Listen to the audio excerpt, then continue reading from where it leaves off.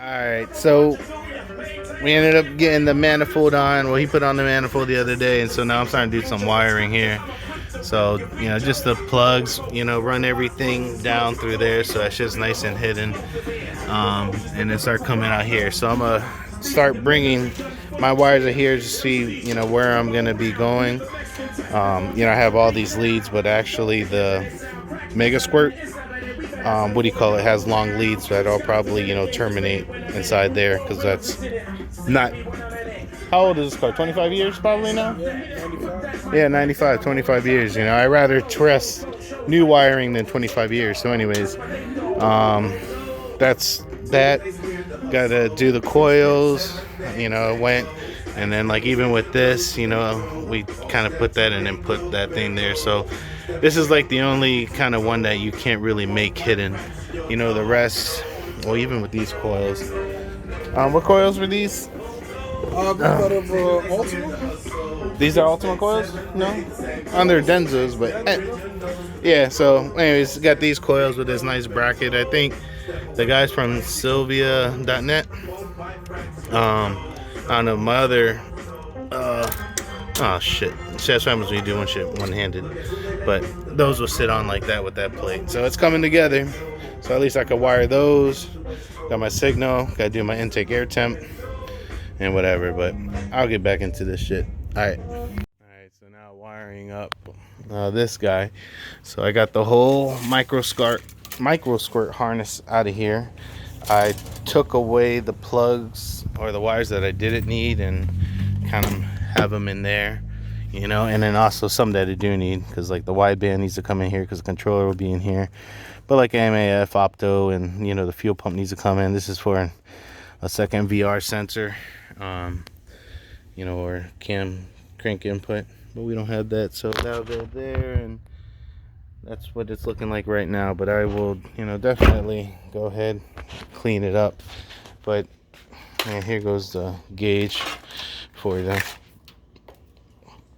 what do you call it, coolant, that line.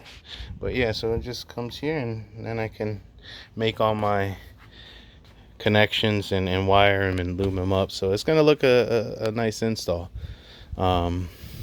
That's basically where I'm at right now. I just need to double check the wiring for this, because apparently with the Nissan there's a 12-volt switch, ground signal, and then a 5-volt input. So that 5-volt input will jump off the TPS 5-volt ref sensor. So if you have Mega Squirt and you're trying to get a 5-volt signal, you can run them off of the VREF.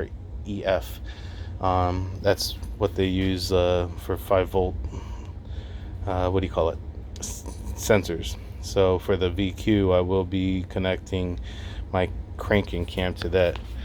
So got that.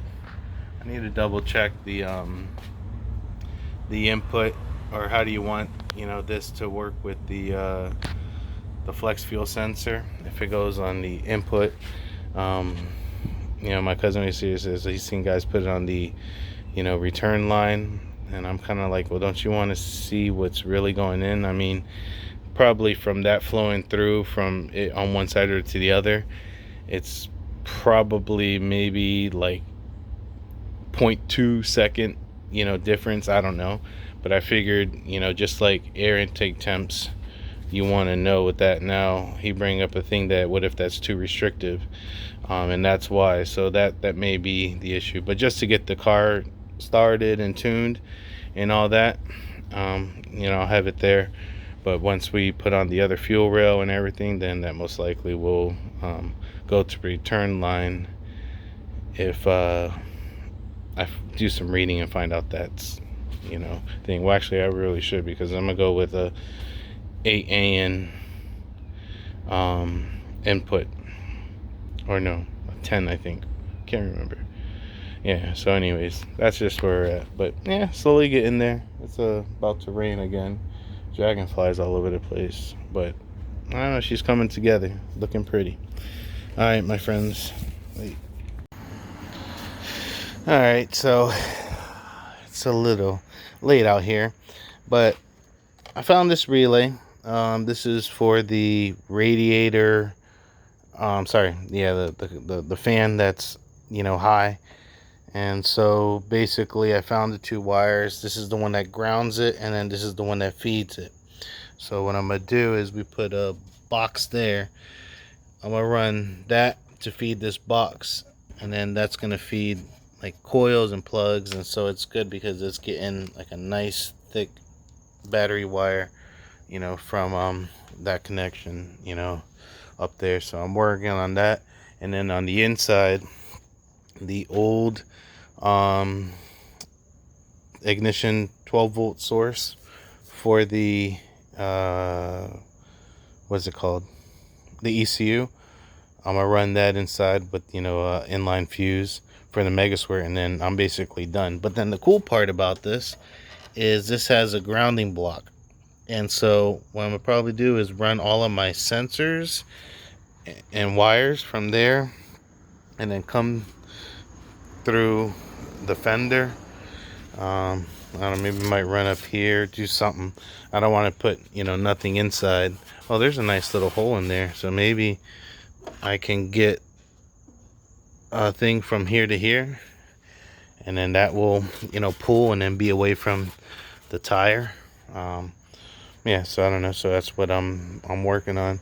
But at least, yeah, I was looking to get it like a different relay, but I was like, man, you know, this car's got extra relays because, you know, we gonna be using oh, and then also there's a low speed that's left over. Let me see, I have the box here. Yeah, so right now I'm messing with the fan high, the low one. I'm gonna hook that up. Hopefully I still have the body harness that connected to those to the other fan, and then let that run off of that, because it should just be a 30 amp for those. But yeah, so we're just getting that going, and then yeah, at least I can, once I get my powers and all that, then I start working. But that's what's up. All right, what's going on, guys? Kind of little update. Been doing the wiring. Oh, hold on, let me stop this and start back. Or actually, no, I can put the flash on while I'm there. Yeah, so got the wiring going in for the cop. Basically, this whole motor is going to be set up with wasted spark. So 1 and 4 go on port A, option A, bank 1, whatever, and then 2 and 3 go on 2, and that goes for the injectors and the coils. So I have, you know, on my TPS, this is air intake temp. I'm still finishing up, trying to, you know, hire wires. I got a whole bunch of clusterfuck going on in there, but once I get done with all the wires, then I'll clean up and start doing some taping. But at least, like, if you see the motor like that, you're like, oh man, looks pretty damn clean. So that's like the cleanest you could usually get these damn motors. But I'm gonna have this one harness running from the Dizzy, put those little loop C holders, and then run that under there and back to the ECU. So hopefully I should get this knocked out and done by this weekend. We should get our first start. You know, curious, I'm not curious, well, yeah, very curious to see what this says. But I also do need to get that muffler on that car, because that one's got fucked up baffles. It just sounds horrible. I think it sounds like a Honda. And I'm fearful that this is going to be louder, because since it's high comp.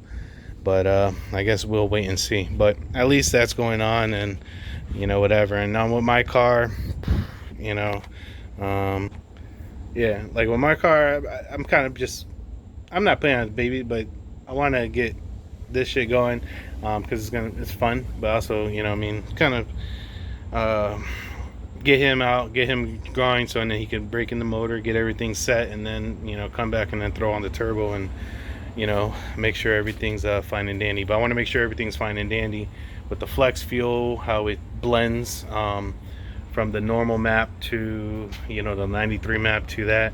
I'm using that functionality. Yeah, no, this is pretty damn cool. But yeah, so anyways, with my car, I still got, you know, the same shit with the intake manifold, but I ain't too worried, because yeah, I get this. So once you get him going, then I can get mine going, and then we can both be rolling. So all right, guys, like.